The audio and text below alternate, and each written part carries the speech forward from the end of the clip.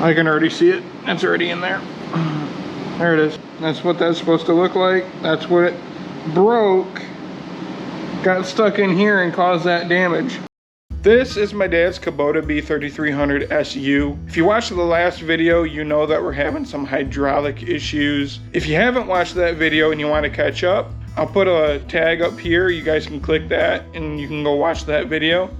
After I made that video showing you guys what was wrong with this tractor, my dad and I poked around for a couple hours and we're 90% sure that it is the control valve. The spool valve that controls the curl feature on this tractor is stuck.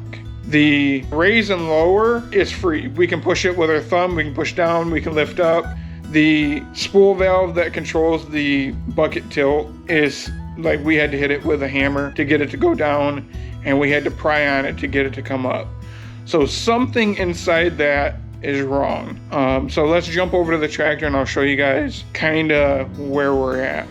All right, so this is the top of the control valve. There should be more brackets here, but we have it tore apart. This cylinder and that cylinder are basically pistons.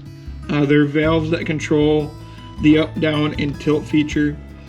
This is the lift and lower, and you can see that, you know, if I push on it with my thumb, you know, it's free,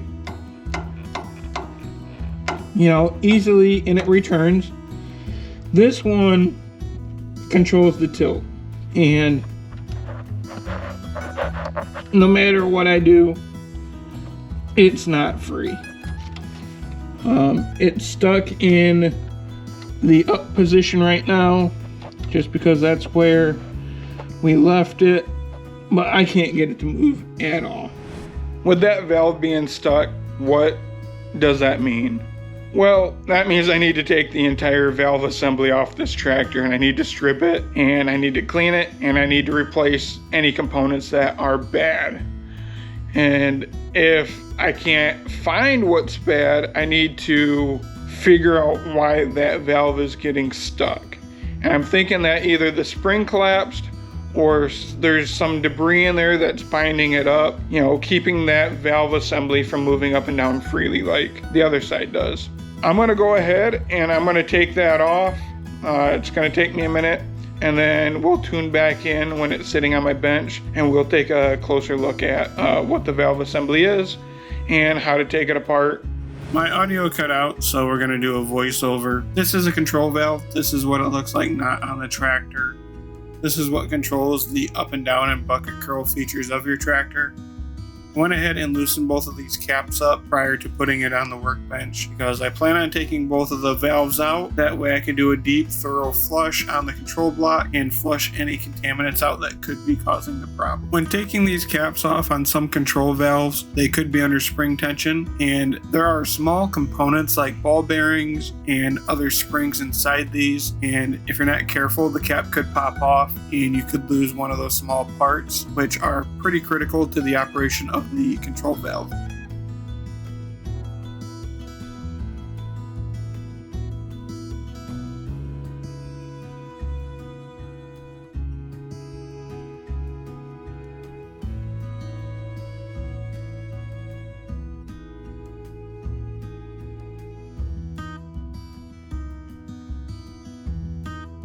Now we take an Allen wrench and a pry bar, using the pry bar on one end to hold the spool valve.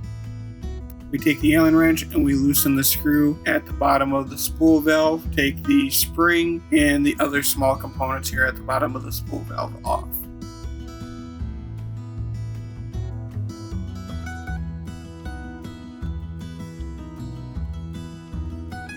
Now I take my hammer and I start giving some firm taps to the spool valve, and as you can see here, it's pretty stuck and not getting any movement, but eventually we do start to get some movement. Now I take my hammer and a socket extension and I start to lightly tap the spool valve out.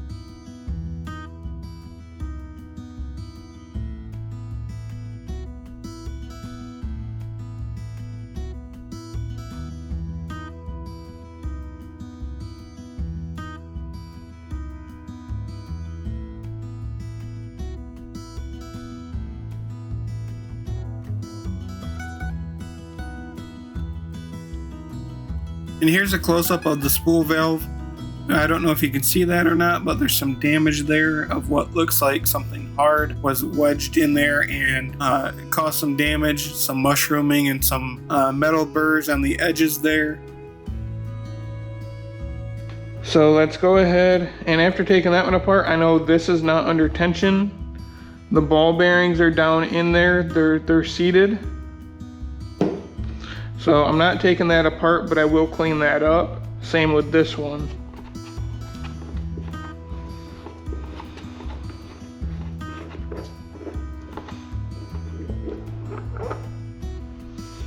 All right.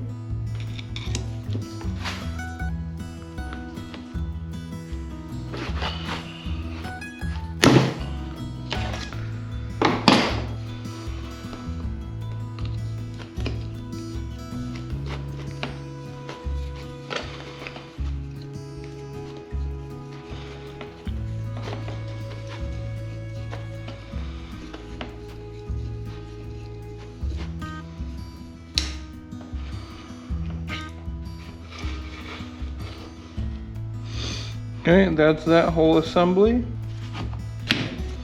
See how easily that just pushed out of there? Look at that. Definitely way different than that side.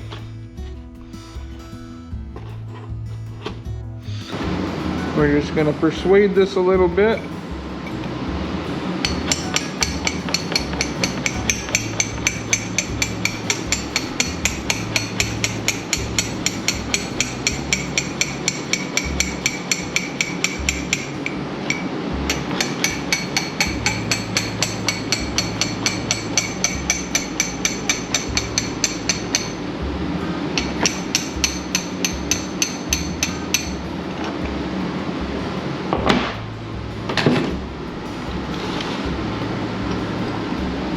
And just like that, that's all out.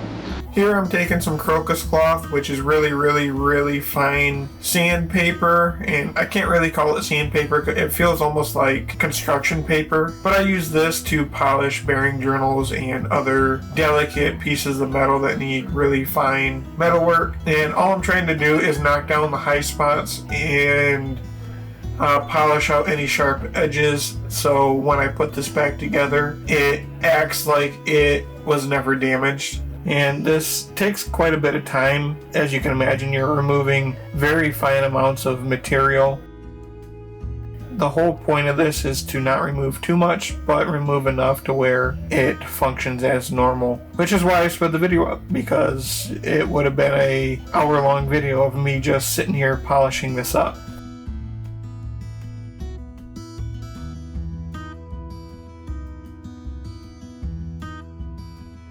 Alright guys, so I don't know if you guys can see this very well, but this bearing looking thing and this flat battery button looking thing looks like it had a little peg kind of like that sticking out here, and I can't tell if this is broken off or not.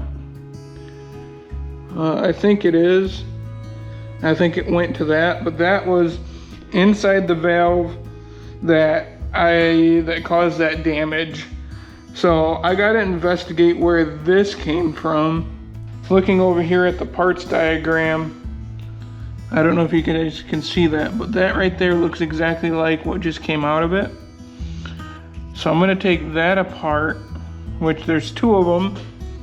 It's these two, and I'm gonna see if one's broken. Now, I've already loosened these up on the bench vise, so, and they were on there pretty snug. But one of these is bad. That's my assumption. Okay, that goes like that, but I'm missing a piece. I think it's that. So let's see if this one is the same way. And you see how it's right here on the valve that had issues. I have a feeling that one's broken. I think that's what that is. I can already see it. It's already in there. There it is.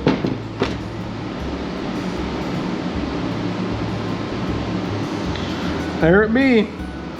That's what this is.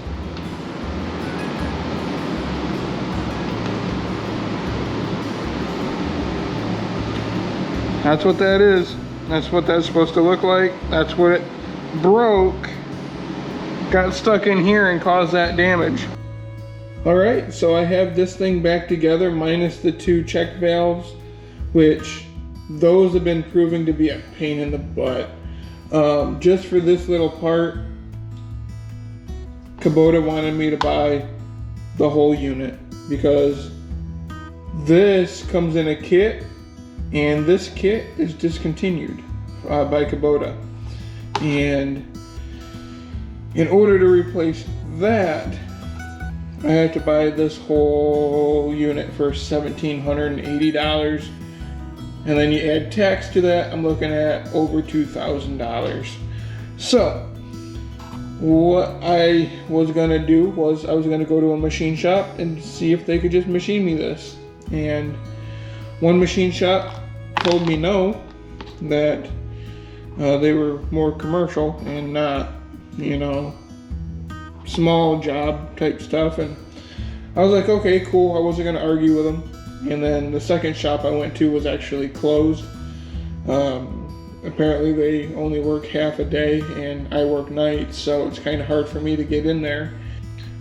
But my dad, after probably 50 phone calls, he called International up north of where we live, and they were like, no, we don't carry Kubota parts, but we have a sister company down south of where you're at that might have what you're looking for.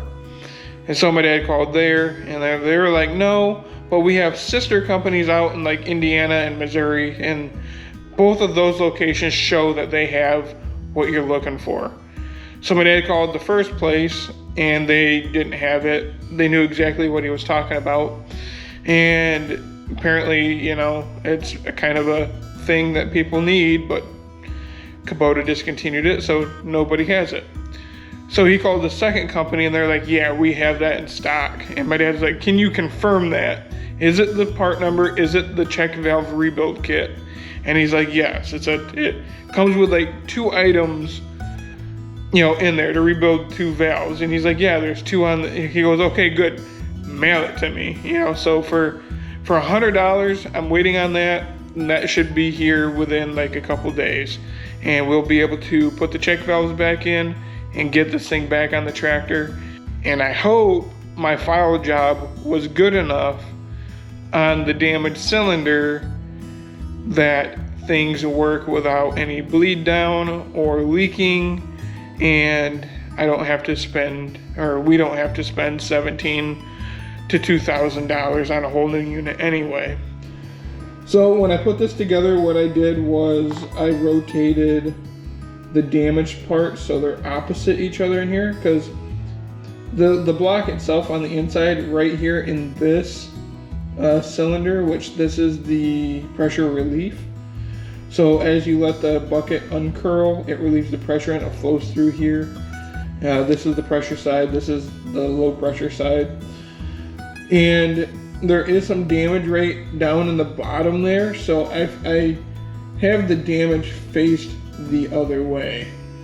And so, you know, the damaged part of the cylinder is on a good part of the block, and the damaged part of the block is on a good part of the cylinder. And I'm hoping that both of those can't kind of cancel each other out and we don't have any fluid loss or bleed through. So I just want to say thanks for watching. We figured it out. Make sure you hit that like button, hit that subscribe button, and I will catch you guys in the next video.